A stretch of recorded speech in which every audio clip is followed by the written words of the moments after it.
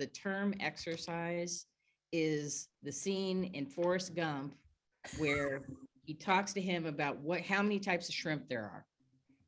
There's boiled shrimp, there's fried shrimp, there's every single type of shrimp. Oh my God, I love that. So I want everyone to stop beating themselves up about the fact that they can't run a 5K, or they can't, hike to the top of a hill, or they can't, they can't. Any type of movement that you do is exercise. Anything that challenges you is exercise. If one of my favorite home health stories is a story of an elderly woman that was living by herself. She had home health therapy, and they kept telling her she needed to walk. Well, she lived in a very small, tight space. So what she did is she put two small ashtrays, not or dishes, I should say. She put two small dishes at each end of a 25-foot distance.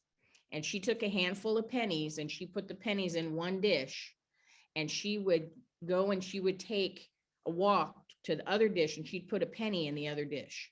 And then she'd walk back and get a penny and put it in the next dish. And pretty soon that was her way to exercise. It was about the act of getting from one end to a distance to another. Exercise also helps to support the structure of the body.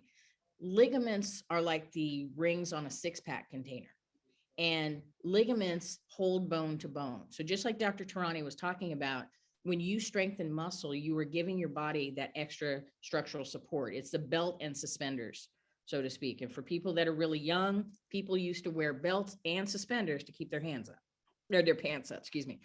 But it's when you start to have degeneration in an inflammatory arthritis, for example, when you start to have degeneration of a joint, it puts stresses in that joint that can actually stretch those ligaments. And when you lose that ligamentous support and you lose the strength of muscle, you can start to see a decrease in the alignment of a structure. Now with the disease modifying medications, that helps to change that process. But ligaments, once they get stretched, they have to have those stresses off of them to keep them strong. So that's where resistive exercise, that's where strengthening programs come in handy. That's where aerobic exercise or cardio exercise is important. There are different types of cardio exercise. That doesn't mean that you have to go out and run a race. It means getting your heart rate up. So one of the easiest things that people can do is monitor your heart rate. Many people have a watch now that does that. There's apps on phones that are absolutely free. If you can go on the internet, you can get this information. The other thing that I would add in, I jotted down a few notes about all this. And so I would add that, introducing exercise, again, it's the small changes in your routine. So when you start to feel bad about not exercising, just get up and walk around your home. You can practice even the act of getting down into the floor and getting up from the floor is exercise for some people because it is difficult to do. And it helps to, when you have things like osteoporosis, you need that weight bearing activity. If you have access to a pool, that's fantastic. And a swimming pool and doing aquatic therapy is great because it unweights the body, the structures. But if you don't have access to that, resistance bands you can add in. You can also bike.